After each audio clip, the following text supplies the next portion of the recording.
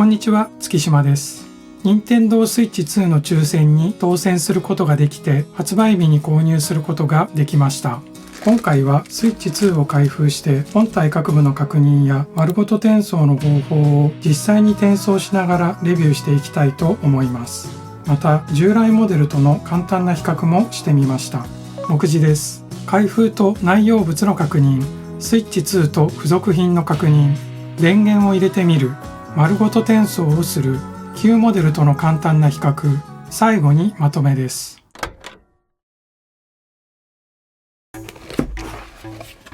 パッケージの蓋を開けるとスイッチ2本体とジョイコン2が入っています。そして本体の下にはウルトラハイスピード HDMI ケーブルとジョイコン2ストラップが入っています。ジョイコン2グリップです。USB-C ケーブルです。AC アダプターです。スイッチ2用のドックです。内容物は以上です。また、冊子の取扱説明書は付属しません。その代わり、パッケージに始め方ということで、最低限のスタートガイドが記載されています。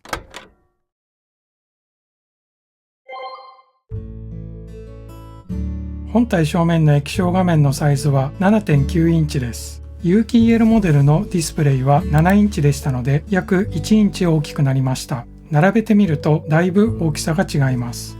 本体横にはジョイコン2用のマグネットコネクターがあります。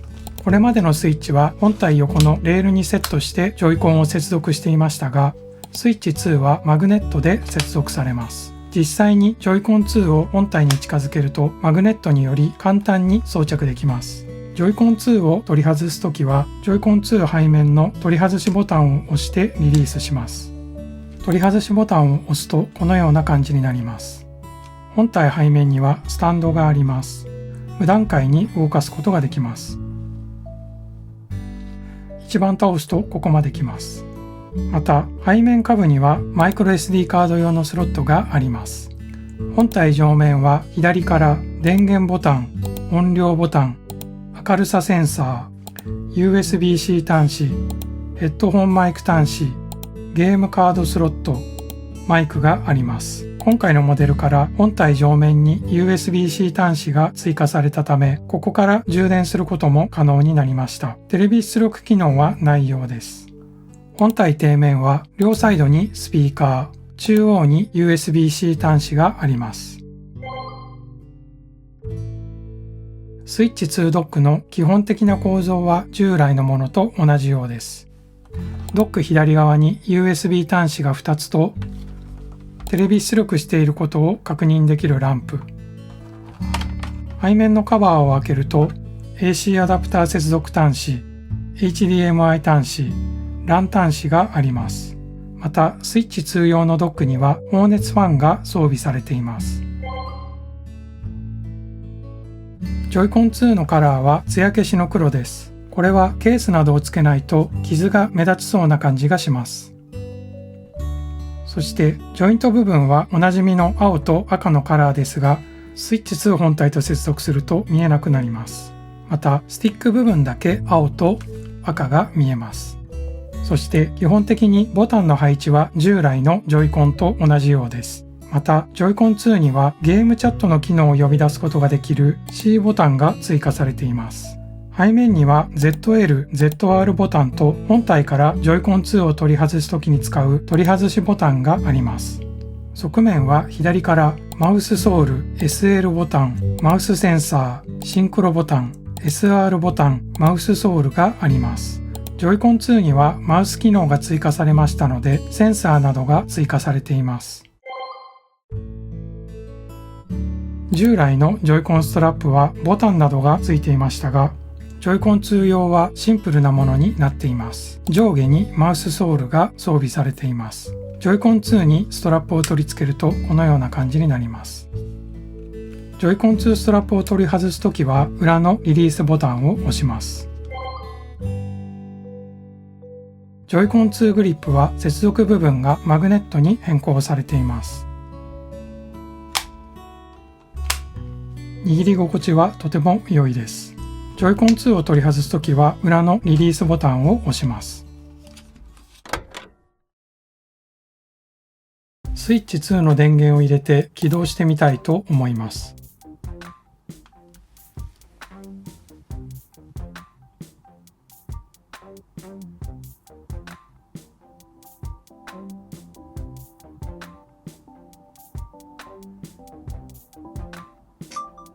音が大きいので少し小さくしました。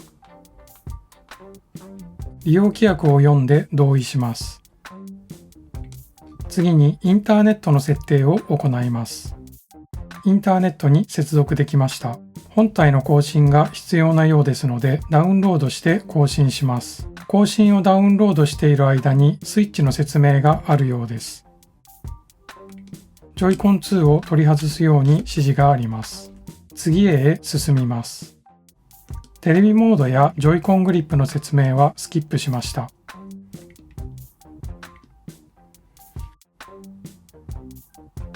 本体の更新ができました。次は丸ごと転送に進みたいと思います。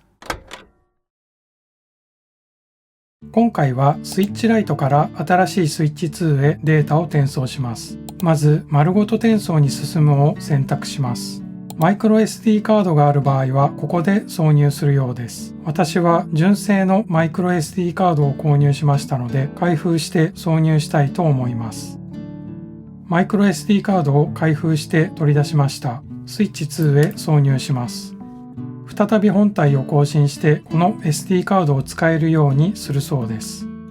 マイクロ SD カードが使えるようになりましたので設定を進めたいと思います。ここで Nintendo アカウントにログインします。スマートフォンを使用したログイン方法が推奨のようです。Nintendo アカウントにログインすることができました。次へを選択します。ここでスイッチ2とスイッチライトの両方に AC アダプターを接続します。スイッチ2で近づけましたを選択します。次は転送元のスイッチライトで操作を行います。設定の画面に入り本体を選択します。その中の Nintendo Switch 2に丸ごと転送を選択します。次へを選択します。OK を選択します。スイッチ2が近くにありますので持ってきたを選択します。内容に同意して次へを選択します。次へを選択します。スイッチライトがスイッチ2に認識されましたので、スイッチ2でデータの受け取りを始めます。転送が始まりました。データの転送が完了しました。今はこの本体を使い始める準備をしています。丸ごと転送が完了しました。ソフトは後からダウンロードされるようです。OK を選択します。転送元のテーマカラーを反映してくれるようです。準備ができたようですので、ホームボタンを押します。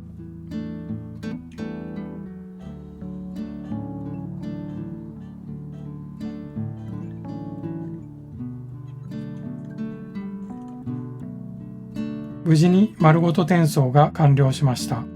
そして丸ごと転送で転送されるデータと転送されないデータを表にまとめました。参考にしてください。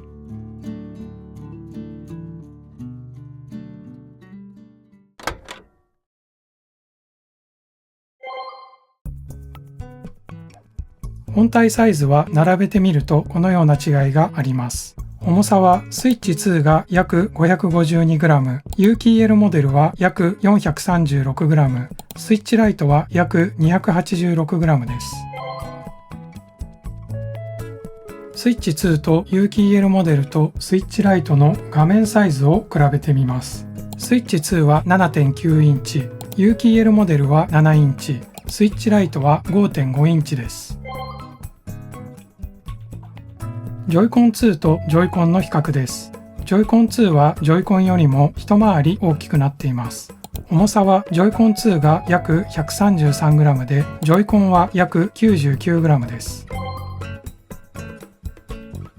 ドックの比較です。スイッチ2のドックの方が一回り大きくなっています。また、スイッチ2のドックは放熱用のファンが内蔵されています。底面にも穴が開いています。まとめとして現時点で私が思うスイッチ2の良いと思う点と気になる点を挙げてみました。良いと思う点その1は画面サイズが1インチアップしたことです。本体の画面が大きいと携帯モードでプレイするときに迫力が出ます。良いと思う点その2は処理速度とグラフィック性能が向上したことです。一部のスイッチソフトは読み込み時間が短くなったりキャラクターの動きがスムーズになっているようです。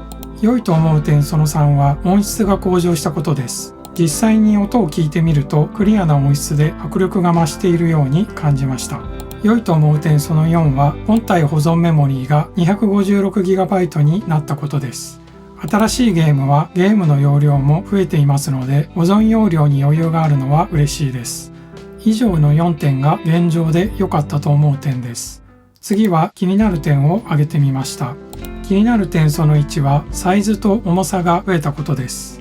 新しいスイッチ2は画面が大きくなりジョイコンも一回り大きく重たくなりました。手に持って携帯モードでゲームをプレイするときは重くて手が疲れないか少々心配です。気になる点その2は排熱についてです。スイッチ2はほとんどの機能や性能がアップしていますのでおそらく本体は従来モデルよりも発熱すると思います。丸ごと転送した時点でかなり本体が熱いと感じました。排熱能力がどのくらいあるのか気になります。気になる点その3はジョイコン2のチャットボタンの位置についてです。チャット用の C ボタンが使用する頻度の多いホームボタンのすぐ下に配置されています。ホームボタンのつもりで間違えて押してしまわないか気になります。気になる点その4はジョイコン2のマグネットについてです。スイッチ2本体とジョイコン2はマグネットで装着されますが、そのマグネットが強力すぎて指を挟まないか心配です。取り扱いには注意したいと思います。以上の4点が現状で気になる点です。いろいろと気になることはありますが、スイッチ2は処理速度やグラフィック性能、サウンドや本体保存メモリーなど進化した部分がたくさんあり、より楽しくゲームをプレイできそうです。また、本体やジョイコンのカラーが全体的に黒一色になり、シックで大人な雰囲気です。それでは最後までご視聴ありがとうございました。